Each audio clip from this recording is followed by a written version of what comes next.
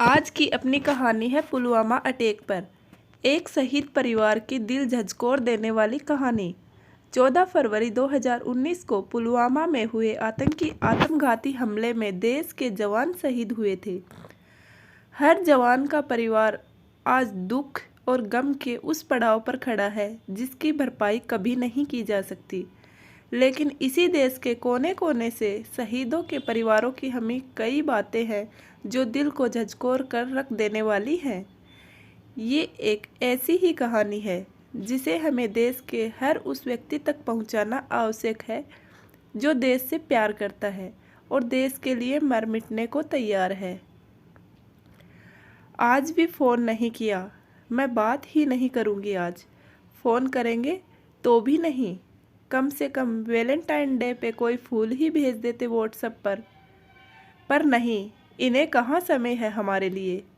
पिछली बार तो मेरे द्वारा कढ़ाई करके दिल बनाया हुआ रुमाल से बंदूक को घूंघट उठाकर उसे चूमते हुए फ़ोटो भेजी थी।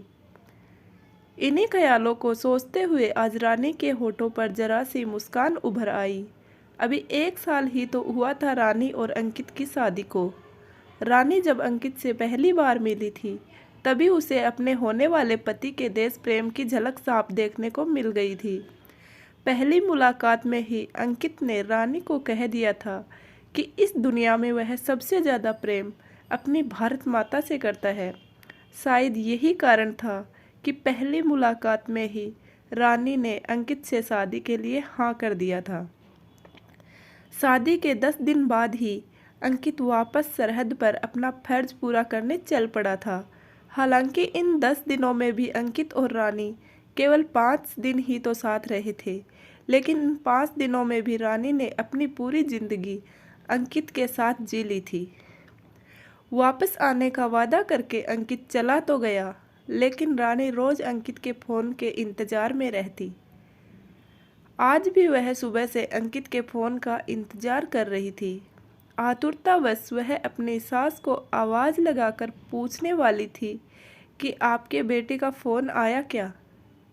तभी याद आया कि ससुर जी घर पर हैं, तो मुन्ने को सुलाकर धीरे से अपने कमरे से निकलकर सासू माँ के कमरे की तरफ बढ़ी।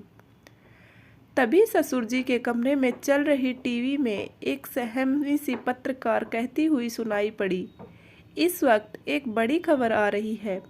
पुलवामा में आतंकी हमले में कई सैनिकों के शहीद होने की बुरी खबर इस वक्त हम आपको सुना रहे हैं।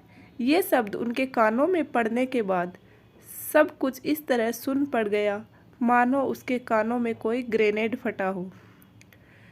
परसों फ़ोन पर यही तो जाने की बात कह रहे थे। नहीं, यह नहीं हो सकता। उन्होंने कुछ और बोला होगा, लेकिन सुबह से उनका फ़ोन क्यों नहीं आया। यह सोचती हुई वह बाहर ही दीवार पकड़कर बैठ गई। एक हथगोले का असर कम हुआ और धुंधलका छटा तो ससुर जी के फ़ोन के लाउड स्पीकर पर बार बार आवाज़ आ रही थी, the number you are trying to call is other switch off और out of the service area. उसकी जब भी उनसे बात होती तो गाहे बगाहे पुलवामा का नाम आ ही जाता था। फिर से आंखों के सामने अंधेरा छाने लगा। थोड़ी देर बाद उसने हिम्मत करके ससुर जी के कमरे का द्वार हल्का सा खोल दिया तो इस तरफ पीठ करके बैठे, कभी फ़ोन तो कभी को टीवी देख रहे थे। तभी तीसरा विस्फोट हुआ। समाचार चैनल का लाइव संवाददाता घटनास्थल की रिपोर्ट दे रहा था और तभी उसकी नज़र एक बंदूक पर पड़ी जिस पर एक खून से सना सफ़ेद रुमाल पड़ा था, जिस पर दिल का निशान साफ देखते ही वो धड़ाम से गिर पड़ी। इस कहानी के माध्यम से हमारा उद्देश्य आपको शहीद के एक परिवार से रूबरू करवाने का था। उम्मीद करती हूँ ये कहानी आपको पसंद आई होगी। कहानी के बारे में आपकी क्या राय है कमेंट करके ज़रूर बताना। अगर कहानी पसंद आई हो तो वीडियो को लाइक करें और चैनल को सब्सक्राइब करें। वीडियो पूरा देखने के लिए आपका बहुत बहुत धन्यवाद।